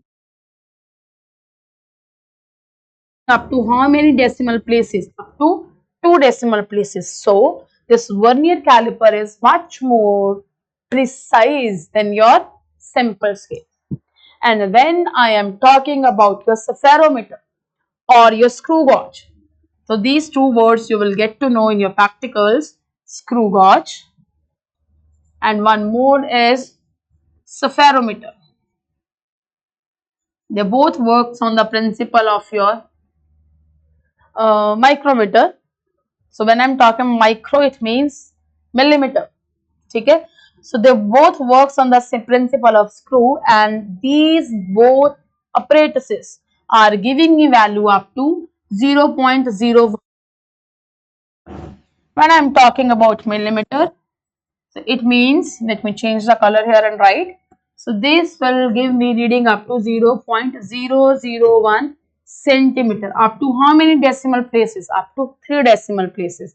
So this screw gauge as a spherometer is much more precise than your vernier caliper. So this is giving a reading up to 1 decimal place, up to 2 decimal place and up to 3 decimal places. So the least count of these apparatuses is 0.01 millimeter, and when I am converting it into centimeter, I will be writing this as 0.001 centimeter, right? So least is the least count. ठीक है, जितना छोटा least count होगा उतनी ही precision वाली value reading we will get, right? And how we can improve the experimental trick? The more number of readings you are going to take, the more accurate you will be going near to the true values. So we need to perform the experiment. When you will be performing the experiment, you will see that you will be taking readings 3 times, 4 times, 5 times and so on. Okay, so we were doing this. So we need to remember this thing. Least count error belongs to the random error category, right? दोनों में है आपके पास. So when we are talking about why we have to take the readings number of times, जितनी बार आप experiment you are going to do several number of times and taking the mean of the observations, the mean value would be closely to the true value. It means the more number of times you are going to perform the experiment, the more number of time you are going to take the length of the pen, diameter of the spherical ball with the help of apparatus. 3 readings लोगे, you will take mean of those 3 readings and देखा है ना arithmetic mean of those all the observation will be very close to the true value.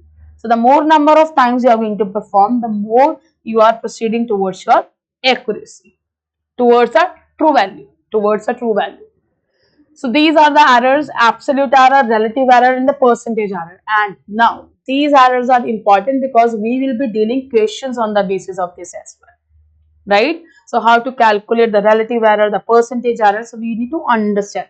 So the derivation part will not come in the numericals obviously, but we need to see how we have to calculate, how we are proceeding with the relative error derivation, and the end result has to be remembered in your mind.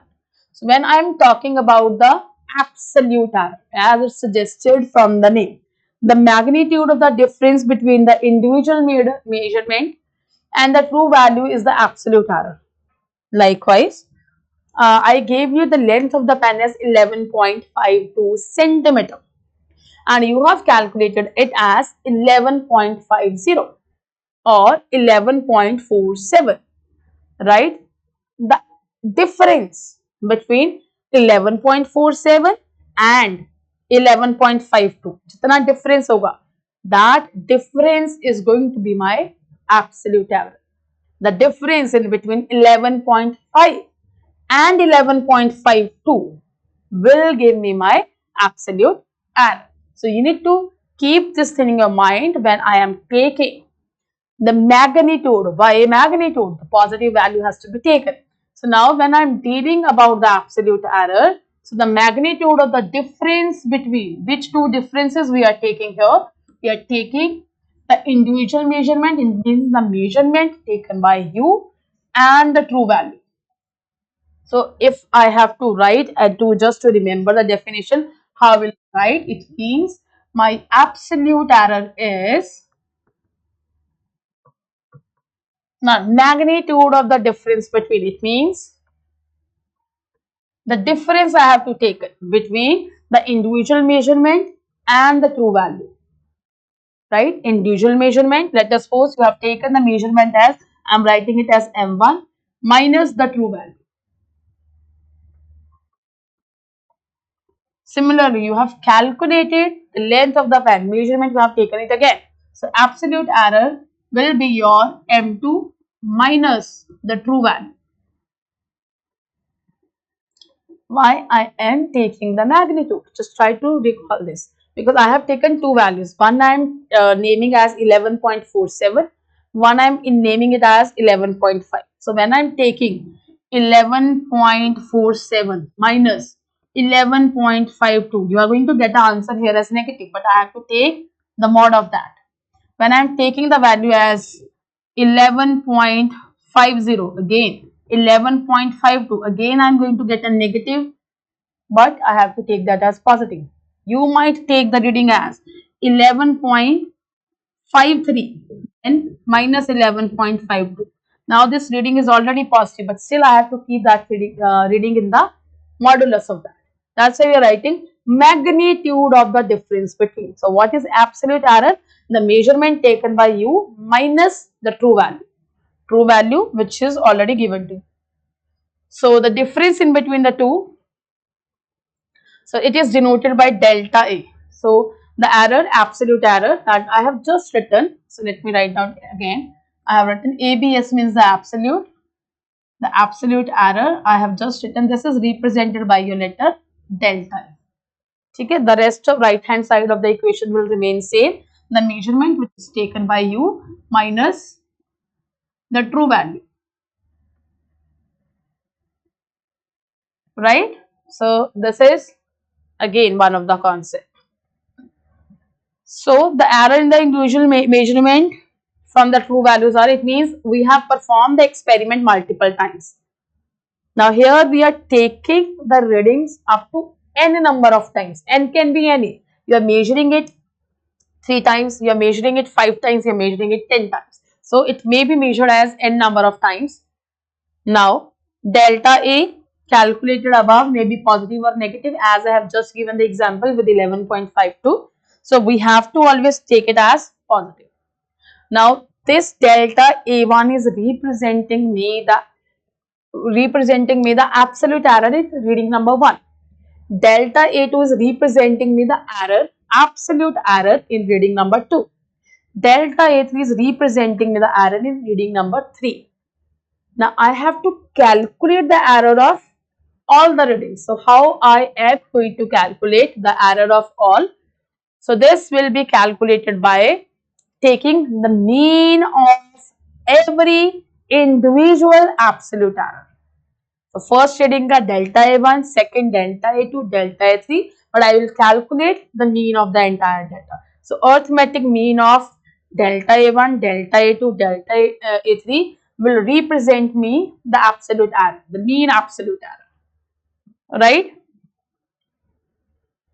Okay, so if we do only single measurement, we may get value in the range. It means 11.52 मैंने बोला. So one reading I am taking above 11.52, one I am taking below. So when I am taking above, let us suppose the reading is 11.53. When I am taking below, let us suppose the reading comes out to be 11.47. So it may, the total value, it may get in the range A mean plus minus delta minus A mean. It means जो भी हम calculate, we are calculating that may be plus and minus of that. So the measurement of the physical quantity A is likely to vary in between. What will be the range of that? Plus of delta A mean and minus of delta A mean. ठीक है? Absolute error. A mean, that means, let me show you. Okay, so A mean का मतलब क्या है? The values which you have calculated, right? A mean and A mean, right? So that's why we are writing it here. So the value may vary in between these two, plus of that value and minus of that value. So that is your absolute error. So what is absolute error? It means the difference between the value measured by you and the true value. दोनों के बीच का difference is your absolute error. Moving ahead to the relative error. Now, relative error, as its name suggests, we need to relate. किससे relate करना है? Let's have a look. Relate of your absolute, जो भी हमने calculate किया है, उसको relate करना है. And how we are going to relate or calculate our error, relative error. So it is the mean absolute error divided by the true value. Don't go for arithmetic mean, the true value. Just remember true value. जो आपके पास the readings that you have calculated the error, the mean absolute error divided by the true value. So that will give you the relative error. Now you are relating the two. Which two terms you are relating? That the error which has come, that you have taken when you were taking it, there was an error. So you have calculated that error, that is mean absolute error, and that is divided by the true value. So that is your relative error. So how to represent it mathematically? Delta A mean upon simple A mean, right? When I am calculating the percentage error, कुछ नहीं करना, we need to multiply this with 100 and that's it, we will get our percentage error. So the percentage error is mean absolute upon true value into 100%. So you need to remember these things. The relative error is mean absolute error divided by the true value.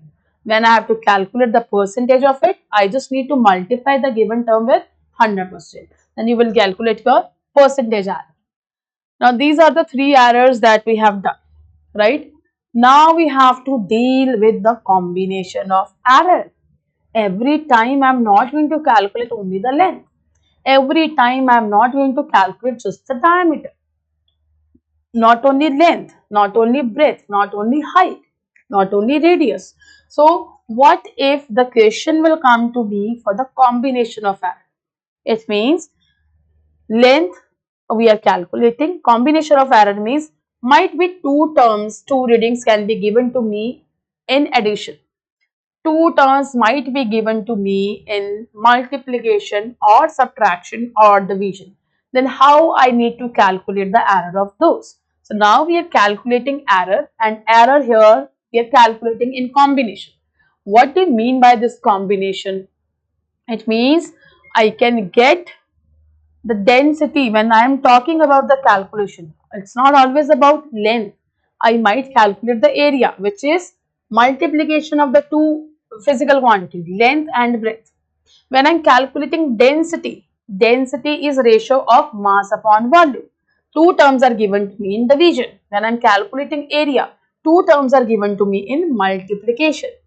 When I am calculating the volume, length into breadth into height, three different terms are given to me in length, breadth and height are given to me in multiplication. And here these two terms are given to me in division. So there are certain when I calculate the velocity v is equal to u plus at, two terms are given to me in addition.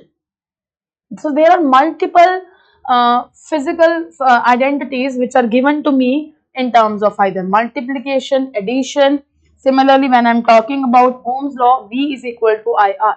Again, I and R given to me in multiplication. How to calculate error of that? Let's have a look.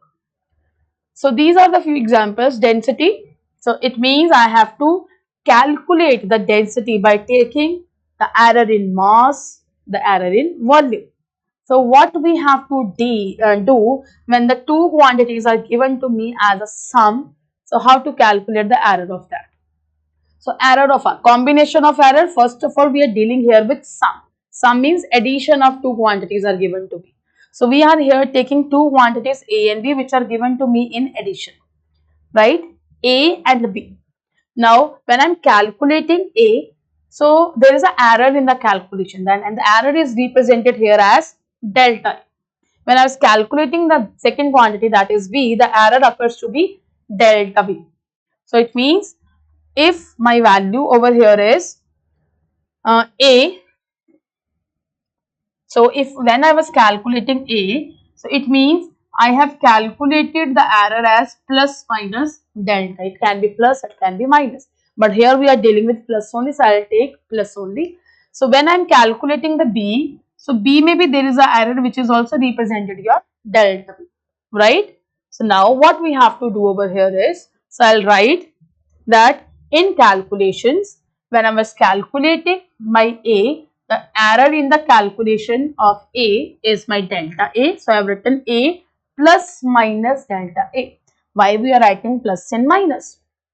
हमने देखा था range was ranging between A plus delta A mean A minus delta A mean. So that's why we are writing it here. You might calculate 11.52. Again I'm taking 11.52. You might calculate 11.53. You might calculate 11.50, right? So that's why we are writing A plus minus delta A. So the error can be plus 0.1, it can be minus 0.1. Similarly, while calculating the value for B, again there is an error. The error here represented as delta B, right? So this is the error. If I have to add the two quantities, now look here, this is basic mathematics. It means मैं पहले ऐसे हुआ करता था Z when I was adding A and B. Now I have added the error here delta A and delta B. When I am calculating, so A and B, can I write A plus B? Oh, not minus. So, so this is, sorry, A plus B. So here plus minus delta A plus delta B. So this is basically my Z and this is going to denote my delta Z. Now let's see how we have to proceed further and what is the formula to calculate your combination of error in a sum. So this is your way of calculating your error when two terms are given to me in addition. So this delta Z is sum of, now look here, delta A plus delta B. It means the error in the quantity A plus error in the quantity B. Sum of the individual error of the two quantities. Addition करना है delta A and delta B का. By this way, I can calculate my error in the quantity. The quantity taken over here is Z. It can be any formula. It can be any formula, right? How to calculate the error in the quantity if two quantities are given to me in addition. So this is the way I'll take error of the first quantity which is measured plus the error in the second quantity. By this way I can measure the error in the total physical quantity. Now this is the conclusion of this. Oh, sorry. Okay, so when two quantities are added, two quantities are given to me in addition, what I have to do over here is that the absolute error which will come, that will be the final result is the sum of the individual error. दोनों का error add कर देना है. I'll get the absolute error in the main formula, right? In the same way, we have to proceed with your error of a sum, error of subtraction. Just remember this result. This result you have to remember and keep in your mind, right? A में भी error आया, B में भी error आया, दोनों को add कर दे, you will get the error in the entire quantity, right? Similarly, when we have to proceed for the error of a difference, again, same A quantity, same B quantity, error in A is denoted by your delta A, same way as we have taken in the previous slide. The error in B is taken as delta B. Now, as the two quantities are given to me in subtraction, now let's see whether I'll get a positive sign or I'll get a negative sign, right? So now, when I am going to add these, subtract these quantities, so my answer comes out to be, now look here, A plus B, okay. So now, A minus B, that is comprising your Z. Then this is plus minus delta A plus minus यहाँ पे delta B. And in between these two terms, I am getting here the negative sign. So what we are writing it here? Now I have taken plus minus. I can write minus and plus. Obviously, minus sign is being multiplied here. So that's why we are writing minus plus. But that's not the problem, because plus minus sign and minus plus sign are same here.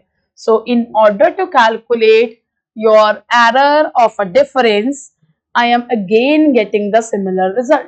So what is the conclusion of this? It means if a physical quantity, the formula of a physical quantity is given to me in addition, A plus B, or it is given in subtraction, the end result for both the formula, it turns out to be same. There also we were taking sum of individual error of A and B. Here also we are getting with the plus sign error in A, absolute error in B. So when I am talking about this delta A and delta B, so my final result is going to remain same. Two quantities are subtracted. The absolute error in the final result is the sum of the individual error. There also we were getting the sum of the individual error. Here also we are getting the sum of the individual errors. So addition or subtraction, the formula, the answer, the end result turns out to be same. Alright, now you need to remember this and this. Right, so this is the method how we are getting this. When I am talking about, so this is the rule that you have to remember. When two quantities are added or subtracted, the absolute error in the result is the sum of the absolute error. So दोनों का result is same. So that's why we are writing it. Okay, now if a quantity is given to me in product, I have given the example of product all the time. V is equal to YR, right? Density is mass upon volume, so that is a quotient division. Force F is equal to ma. Two quantities are given to me in multiplication. Whenever work, force into displacement. So when a physical quantity is given to me as a product of the two quantities, what I have to do? So again you have to remember the end result. We are not changing the error in the apparatus. A मेरी physical quantity, B also. Error in A is represented by delta A. Error in B is represented by your delta B. We are just changing the sign here. Earlier I was writing here A plus B, then A minus B, now A into B. Now let's see what we have to do in the next step. So when I am talking about, so look, I have not done anything extra here. Again, in place of A, I am writing A plus minus delta A. Multiplication sign will remain as it is. B, B plus minus delta B. What I am proceeding here further is, when I am multiplying it, you know how to multiply, right? A multiplied by B will give you AP. A multiplied by delta B will give you A delta B. Delta A multiplied by B, and then delta A multiplied by delta B. As error is very small, so this term quantity can be neglected. Let's see how we are going to do. Now we are going to divide the entire equation by A into B, right? And look here what my answer turns out to be. So मैंने A by B से मैंने क्या कर दिया, divide. So when I am going to divide, now look here. Now you might be thinking what this comes out to be. So when I am going to divide by AB, multiplication of A into B is nothing but was Z. So Z divided by Z. divided by z. So this side I am writing in terms of z, there I am writing in terms of a and b, because this side, right hand side, is written in terms of a and b. So this is also ab, this is also ab and ab, right? When I am looking here, a is cancelled with a, so this is okay, yeah. So a is cancelled with a, b cancelled with b, we will get here 1. So here a is cancelled with a, this is delta b upon b. B cancel with B, delta A upon A. Delta A, delta B, nothing is being cancelled, so we have written it like this only. On comparing the formula, when I am going to compare the formula. So as this term is containing delta A, delta B, that means when I am going to multiply, just look, 0.1 into 0.1, that is going to be 0.01. So when I am taking the error delta A and delta B, as these quantities are very, very small, so this term can be neglected, because this will be even more small. This term is neglected. Why? Because this term will even give me smaller values. So I will neglect this term. So I am left with this 1. So it means delta z by z is equal to delta a by a plus minus delta b by b. What does it mean? When two terms are given to me in multiplication. Now, I am not getting the same answer as I did in the first two parts. Now, the answer is bit changed. Here I am getting delta A upon A. What is this? Relative error. Delta A upon A. What was the relative error? Mean error upon the true value. A is my true value. B, this B is my true value. So, this is my relative error which is coming in your way. So, when I am talking about error in a product, so I have to deal here with this. उसको neglect कर दिया. So now when two quantities are multiplied, remember this thing, when two quantities are multiplied, the relative error in the final result is the sum of their relative errors. How to calculate the relative error? It will be calculated by this, right? Delta A upon A plus delta B by B. It means, let me give you one example. It's just an example. We will deal with few more examples. So F is equal to M into A. So if I have to calculate the error in this will be calculated as delta M upon M. Now look here, the first quantity delta M upon M and plus sign, then the second quantity plus sign, then the second quantity is delta A by A. Similarly, if it is given to me V is equal to I into R, so that will be delta I upon I, the relative error of I, then plus sign, then delta R upon R, the relative error in resistance, and there I'll get a error in the physical quantity which is my voltage V. What if I have to calculate its the percentage error? What I have to do over here is simply multiply this with 100% में इसका ऐसे. So relative error can be converted into percentage error by multiplying it with 100. Right? So when two quantities are given to me in multiplication, how we have to proceed? I'll take the relatives error. There's a plus sign. Relative error in the first quantity plus relative error in the second quantity. I hope this concept is clear. So I can do this with one more way. That is just to make you guys understand. This is the second method of proceeding by applying a log on the both side. If you're comfortable with log, if you're not comfortable with log, this is the end result. Differentiating a log. So second method you can omit. You just need to remember the end result of it. End result of it. Right? So this is my end result.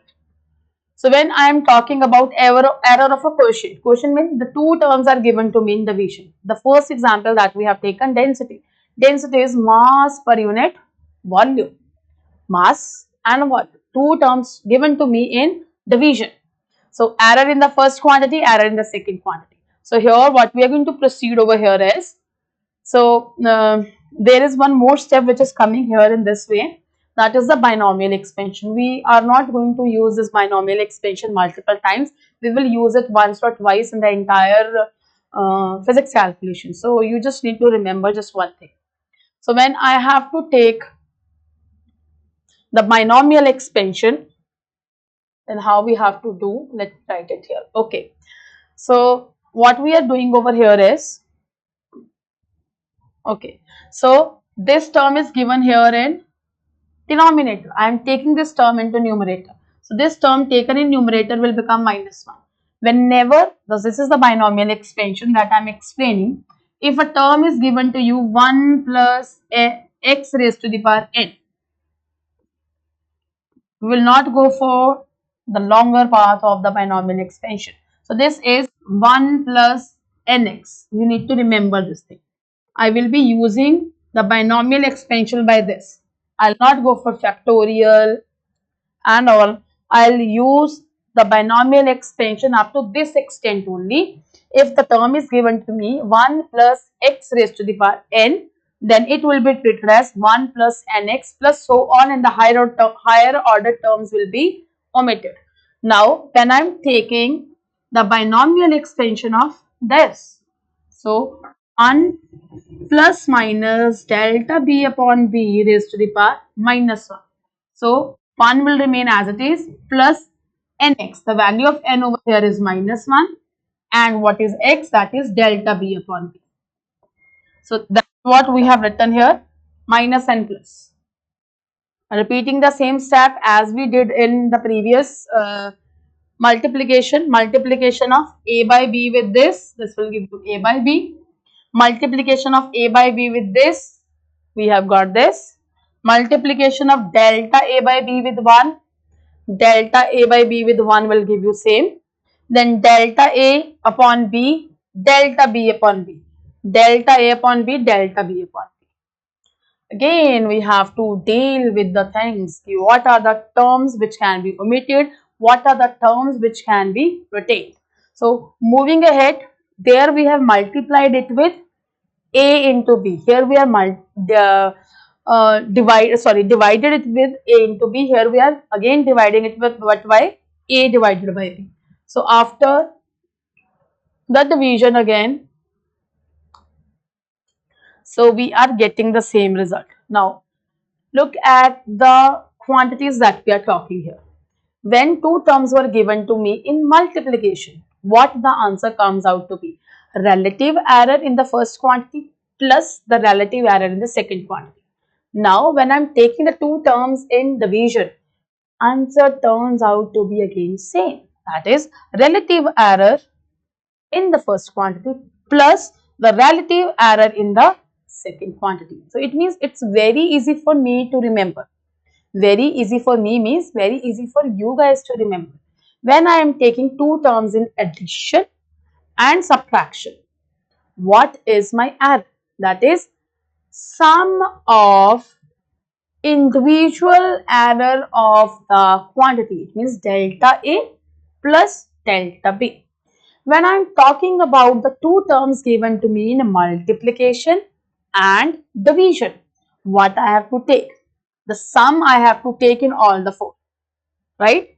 Sum of the relative error of first quantity, then plus sign, relative error of the second quantity. So it's very easy. In all the four, we are taking sum. In spite of the fact negative, positive, so we are taking the sum, relative error, sum in all the four. In the first, we were taking the individual error. Here, we are taking the relative error. Let's try to understand with the help of an example, right? Okay. So these are the three things that a quantity is given to me when multiplication division. What if a formula is E is equal to MC square? Oh, there's a problem. Now I am getting a term which is in multiplication also, but the square of the formula is also given, right? So now the square is given. How to proceed? So let's have a look how we have to proceed. Whenever a term is given to me, then we will do the example or basis on all the three, four. Error of an exponent. If a quantity is given to me, it means A is multiplied here how many times? P times. I have to take the relative error of A. How many times? P times. रिश्ता वही सोच नहीं. two quantities that we have taken in the previous was A and B. Here we are taking A. How many times? P times. There we were getting, look, this is basically the generalization of the previous only. So there we were taking A into B, right? The answer turns out to be delta A upon A plus delta B upon B, right? Now here I am taking the quantities A. How many times? N times. So it means delta A upon A plus delta A upon A plus delta A upon A. How many times? N times. So my end result will be N times delta A by A. So if a term is given to you in multiplication or in division, but with a raised to the power, what you have to do over here is A raised to the power P. The power will be multiplied. Okay? I have taken here it is written P times, I have taken N times. Okay. So the power will be, यहाँ पे मैं formula, let me change, A raised to the power N. Right? So the power will be multiplied and you will get delta A by A. Whether it's multiplication or it's division, the power will come in the front and it will be multiplied. Right? Let's have a look at the end result of this. So same way, there's no need to do the derivation part, we just need to focus on the end result. Right? Remember this, if P is negative, mod of P is taken because error due to multiple quantities get added up. Even minus P into minus P will definitely become your plus P, but we have to take mod of that. Right? P अगर negative भी होगा, even then we have to take the mod of P. It means if a quantity is given to you with the formula as 1 upon r raised to the power 2. So when we are writing there in the numerator, that will become r raised to the power minus 1 by 2. So we are not supposed to take that minus 1 by 2. Let's try to understand with the help of an example. So here, the quantity I am taken over here is A raised to the power P, B raised to the power Q. कोई भी formula it can be there. Let us suppose if I am taking the example, let's do it first. Okay, so my formula will be P delta A by A, Q delta A by B, delta B by B, despite of the fact that C is in the denominator, and when it is going to go in the numerator, it will become C raised to the power minus R. But here we are taking as plus R. Let us suppose I am taking the formula of force, and force is N centripetal force NB square upon R. So how will I calculate? Delta M by M plus 2 times delta V by V plus raised to the power, it will become your plus 1. So 1 ही रहेगा, delta R by R.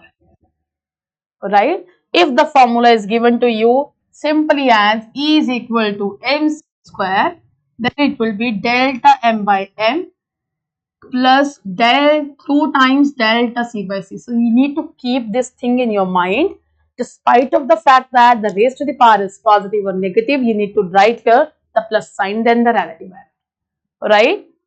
So this is the formula that we have taken, multiplication and division in one single go. Right? P, Q and R are the powers. The power are coming at the front, relative error. Power of B is Q, Q delta B by B minus R delta C by C. Right? Okay. So I have written here as well, C raised to the power R, right, is in the denominator, but the relative error is always added up. Okay. I hope this concept is clear to you, right? Whether it's addition or subtraction, error gets added up, individual terms. Similarly, when we are taking the multiplication or the division, right, relative error gets added up. Okay. So now moving ahead with the significant figure. This is very simple and very small topic. You are already aware how many significant figures are there. Let me have a look. So the significant figures. So what do you mean by this term significant figures? How many number of significant numbers the reliable digit plus the first uncertain digit are known as the significant figures. Let's try to understand with the help of an example. So here the question, the value given to me is 2.36. So it means 2 and 3 are reliable and certain, right? When I'm talking about the 6 is uncertain. So how many total number of significant figures are there? It is, there are 3 number of significant figures. So it is a combination of the certain terms and the uncertain digits. Reliable, 2 and 3 are reliable, where 6 is not reliable, because when you are calculating, you can calculate the time period as 2.37. If I am calculating, I can calculate it by 2.38 also. So the last digit is not the reliable one. Okay, when I am talking about the length, again 287.5, there are 4 significant figures. 287 are certain, where 5 is your uncertain. So what are the different rules to calculate your significant figures? All the non-zero digits are significant. All the zeros between the two non-zero are significant. Now, does this mean? If I am getting a number as 20052, so these zeros become significant as these zeros are sandwiched in between the two numbers. So, all the zeros between the two non-zeros are significant, right? When we are talking about a number less than 1, it means 0.007. So there is a rule of determining it, that the errors, it means, let me give you example, 0.007. Now they are saying the number which is less than 1, the zeros on the right of the decimal point, but left of the first non-zero digits are not. This is not significant, these significance, right? When I am talking about the next rule, okay, the terminal, it means the last trailing zeros without a decimal are not significant, whereas the trailing zero with the number with the decimal point are purely significant. So these are the rules how you are going to calculate your significant figures. So this topic you will definitely going to deal in chemistry as well. So here also we are going to deal with the significant figures, how many number of significant figures are existing in a given number. Alright. So what we have done so far is we have dealt here today with the errors of a combination, then with the significant figures. When we are talking about errors, we have dealt with combination of error in addition, in subtraction, in multiplication and in division also. When we were talking about addition and subtraction, the error comes out to be the delta A plus delta B. It means sum of the individual errors. When we are talking about the subtraction, we were getting the same result. When we are talking about the multiplication and the division, how to calculate the error in those two. So we have to take the relative error in the first quantity plus sign relative error in the second quantity. In the same way, we have to deal in the quotient, it means in the division also. Here we are calculating the individual error, sum of the individual error, and in multiplication and in division we are calculating the addition of your relative errors. Alright. So that's all for today.